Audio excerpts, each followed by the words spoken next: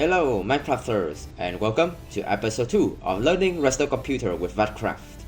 In the last episode, we built this very first ALU and it works if I just do like 1 plus 1 and we go to the output and then we write, you can see that we have 2 0 0 1 0. Now even though this works, it is really bad and I want to make like a better version so we can use in our computer, and that is the purpose of today's episode. So get your redstone skill ready and let's jump right into today's episode. The first thing that I'm gonna do in order to make a better ALU is change the base adder. If you remember, we have an adder here and we basically just modify the adder to become our ALU. And the base adder that I used in the last episode is called a ripple carry adder. And there are two disadvantages about ripple carry adder. The first one is, as you can see, the inputs and also the outputs are very spaced out, which is not really nice, because if you see over here, I need to do this very ugly wiring in order to hook up all of the outputs of the ALU to the shift register, and also for the inputs as well. If I want to access it, I need to do a bunch of like weird like spaghetti wiring like this, which is not really that nice. So I want to improve that as well. And another thing about ripple carry adder is the outputs, like we don't get the answer at a constant time. And I can simulate that by just doing some addition. So let's do 1 plus 1 and we're gonna tick freeze the game. And now if you look at the output, we have 1 here. If we add 1 to it, it will become 2, so this will light up and this will be off. So let me tick freeze that. So as you can see, that's exactly what we expect, because well, this is a working adder. But now if I want to do like a bigger number, let's say 3 plus 1, let me tick freeze again. So 3 plus 1, now it will gonna be 4, because 3 plus 1 equals 4, so 1 0 0 0. And if we look at the input, we have 3, now we add 1, so this will light up and these other 3 will be off. So let me tick freeze again, so to unfreeze the game. And as you can see, we don't get number 4 immediately. Instead, this output turns off first, and then this turns off, and then this turns off, and then this turns on. So we don't get the answer like at the same time. We get the answer at different time. So this is a different time, and then this is a different time, and so on and so forth. And well, if you just have this like that, that is fine, because it works. But having a contraption that is not time like constant like this is really bad. And I have worked with like machines that are very time sensitive, and this is just not good. And also like computers are very time sensitive too, which basically means I can't use this. I need to make a better ALU that we're gonna give the answer at a constant time.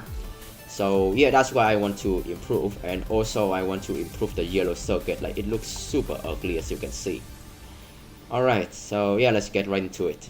So how can we solve all of these problems? The answer? The CCA, or carry cancel adder.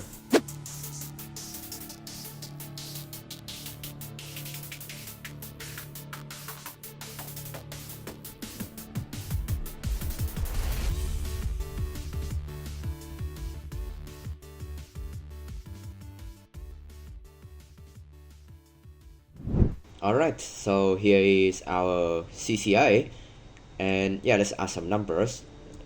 Let's say I want to add 7 plus 1, we should get an 8, and we have 8 is 1 0 0 0.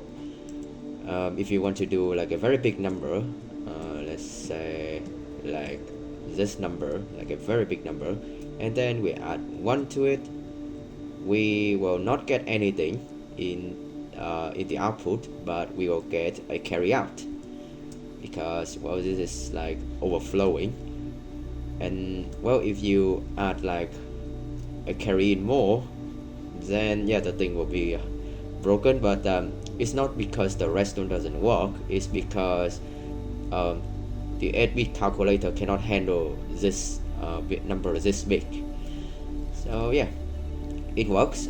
And for those who want to know about the spec of it, it is a 5 redstone tick CCA. I watch my wings and then I design one my own, and yeah, it is 1 block more compact than his. And yeah, I am really happy with how this thing turns out. So now we can do all of the modification that we did in this thing.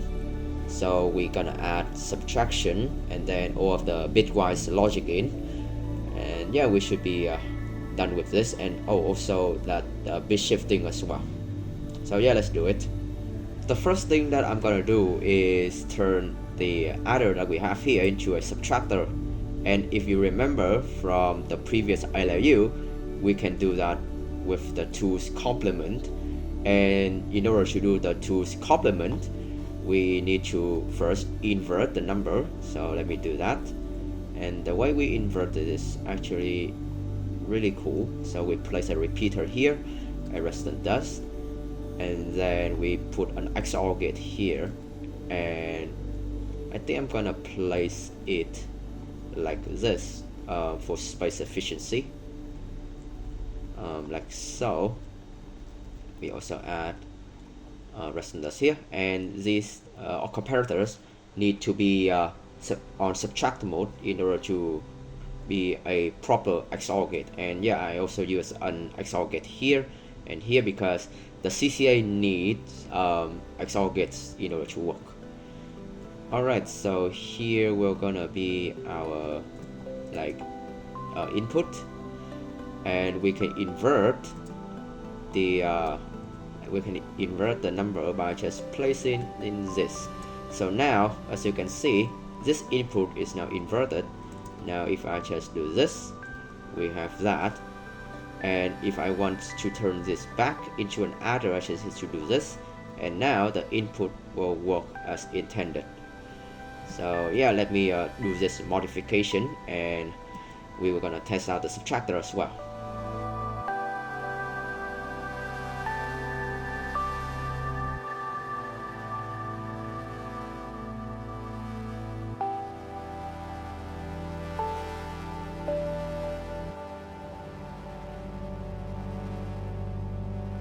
Alright, so here's our subtractor.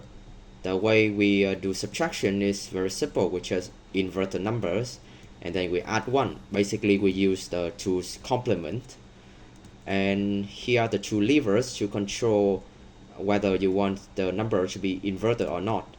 So if you flick this lever, now the number B will gonna be in the 2's complement representation.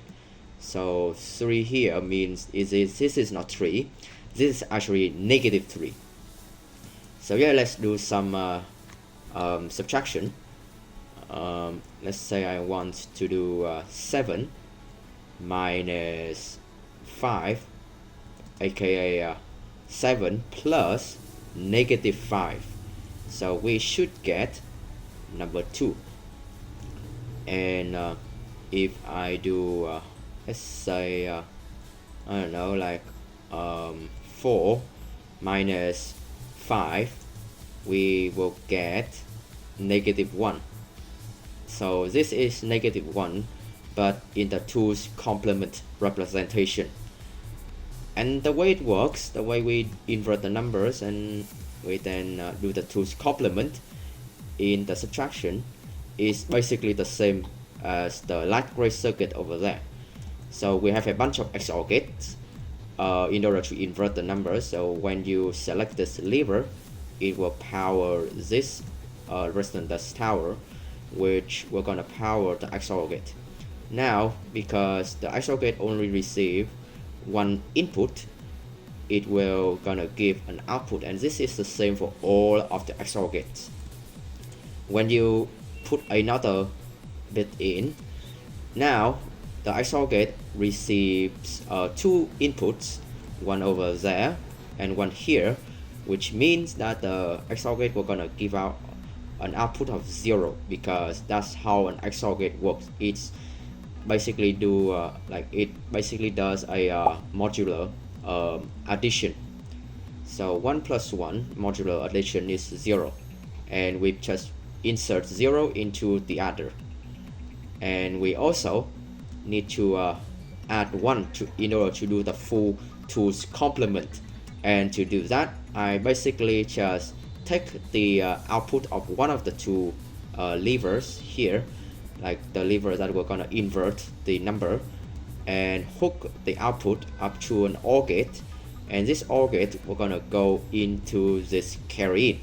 So now we just add 1 to the inverted number by adding by enabling the carry in. So that's how everything works here. That's how the orange circuit works, and that's also how the subtractor works. So now we can add all of the other bitwise logic operations, so XOR, and then OR, and then NAND, and all of the other stuff, and also the bit shifting as well. Alright, let's do it. Now let's do some bitwise logic. The first bitwise logic operation that I'm gonna do is XNOR.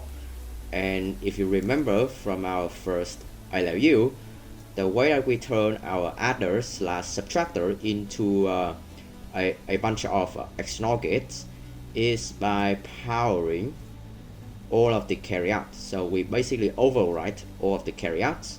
And now if I just do, let's say 1 like this, we should get 1, yeah. And if the bits are different, we should get 0, because this is an XNOR gate. So yeah, let's add that to what we have here. And the way we do that is we go over here. We can see that all of these repeaters are actually the carryout signals. So we can overwrite by just placing a repeater here. So we basically just power all of these blocks, and we should get the XNOR gates property. So yeah, let me do that. We're gonna stack this up by 6, and then we stack this up by 6, and then let me fix that, because what I did is kind of buggy. It's a visual glitch, but I don't like it. So yeah, stack this by 7, and now we can just like power this. So we add a switch to this magenta line, so we can control whether we want XNOR bitwise logic or just a normal adder / subtractor. Alright, let's activate it. Yeah, that is expected, because well, we are powering the XOR gate here, and since it only received one input, we should get an output. Now let's try. If the 2 bits are different like this, we should get a 0, and if the 2 bits are similar, we should get a 1. So yeah, that's correct. So these bits are similar, all of these are similar, and here as well. But if the bits are like just different, we will get zeros. Very nice. Now we can also do XOR as well, and the way we do that is by just inverting one of the numbers. So I want to invert b, for example, so now it's negative b, and if I just do the same thing again, so we have 1 0 here and then 0 1 here. If the bits are different, we should get a 1, and if the bits are similar, so 0 0 or 1 1, we should not get 1, so we should get 0. So the result we should get is 0 0 0 0 and then 0 0 again, and then at the bottom 2 bits will be 1 1. So all 0 except for the bottom 2 bits, and that is correct. Next will be OR gates, and the way we do that in our first ALU is we basically just turn the first XOR gate into an OR gate, and now it will work like an OR gate. So there's the input, oh wait no, that's the output, and if one of the 2 bits here are on, we will always get, as you can see, we will always get an output. Only when the 2 bits are 0 we will not get an output. So yeah, let's do that in our like new ALU. And the way we do that is if we go to over here, this is our first XOR gate of the CCA. What we can do is we can have a comparator here and a repeater here with a block like that, and now this has turned our adder into a bunch of OR gates. So we just need to stack this, and let me stack this glass, get the light blue one because we are doing light blue. Do this. Okay, let me do okay, let's copy this, stack it up like 7 times. This stack 7, this stack 7, and this stack 6, this stack stack 6. Oh, I can't write. Okay, so this should be our control line for the like the OR gates. And the way it works is we basically just, okay, let me do this, carpet creative, no clip, true. So if we go over here, we can see that we basically just take the input and wire it to this comparator, and this comparator will go to the output of the XOR gate. So now if this comparator is not locked, if one of the 2 inputs go into this XOR gate is on, this comparator will gonna turn on, powering this repeater, and this repeater is pointing to the output of this XOR gate, which basically means that as long as there is an input into this XOR gate, we will always get an output, and that is the property of an OR gate, and I can show that. So if I just power this, so we will get an output. Okay, this redstone torch will turn off, and if we go to this, we will also get an output.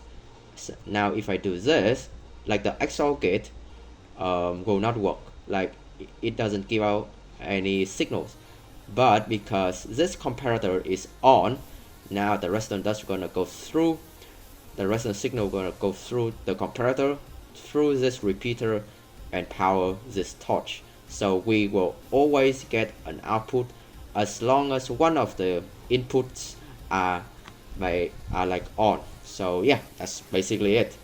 And now if I just put a control switch, and I can do that, this needs to be off by default like that. So now we are canceling the comparator.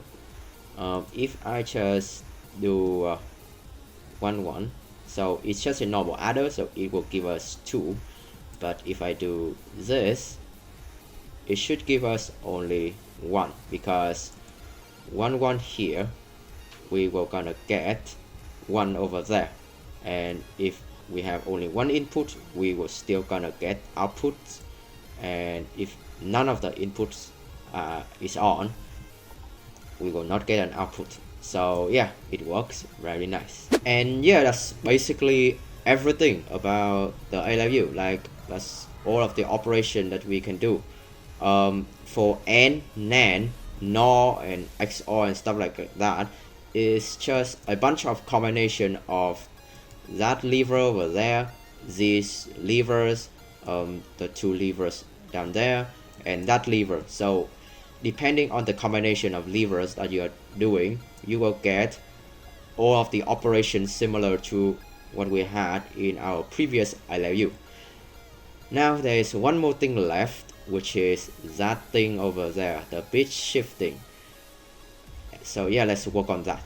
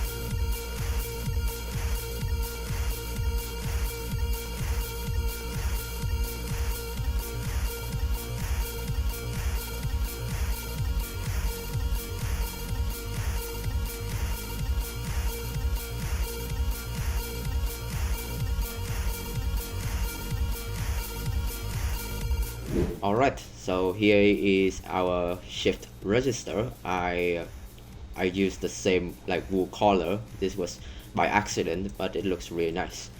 And yeah, it is the same thing as that one. It's just that it's vertical.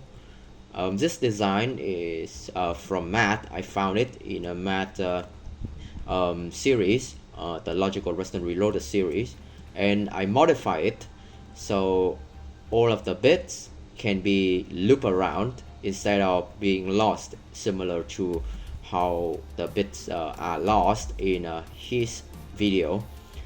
The way I do that is I just take the output of the repeater here, like the last repeater, and I just like loop it back to the beginning, and similar to the rising as well. So yeah, let's do some like bit shifting. Let me do this, and yeah, all of the bits, like all of the outputs are on. I'm gonna remove one just for presentation sake. This is how you write the data into the shift register. Just flick that lever. Let me place that back, and now we can shift the data. So if I do this, as you can see, the 0 bits is now up there, and if I go to over here and I do this, now the 0 bits has come down here. And yeah, the 0 bits are not lost, it's just cycling through all of the outputs, which is really nice. And yeah, also if you want to clear, first of all you need to not have any like inputs to the shift register, and then flick this lever, and now all of the outputs of the shift register will gonna be off, which is really nice. So yeah, this is our ALU, and that is the end of today's episode. Overall, we have done a lot of improvements compared to the last one that we did, and I'm really happy with how this thing turns out. And yeah, I'm gonna do some smaller modifications in between episodes about this ALU, just to make it even better so we can use it in our very own computer. Okay, if you want to use this ALU, I will gonna provide a word download in the description. However, I highly recommend you to build one on your own because you will learn so much more than just copy someone's build. Alright, I hope that you have enjoyed today's episode, and I hope that you have learned something from today's episode, because that's the whole point, right? Anyways, I will gonna see you all in the next episode. In the next episode, like episode 3, we were gonna build the register file, or if I manage to do something even cooler with the ALU, maybe there will be an episode 2.5, I don't know, maybe, because there's one more thing that I want to add to this, which is multiplication, and I think that we're gonna be like half the episode, like episode 2.5 maybe. So yeah, hope to see you all there. Thank you very much for watching again, and I will see you all in the next episode. Have a nice day, everyone.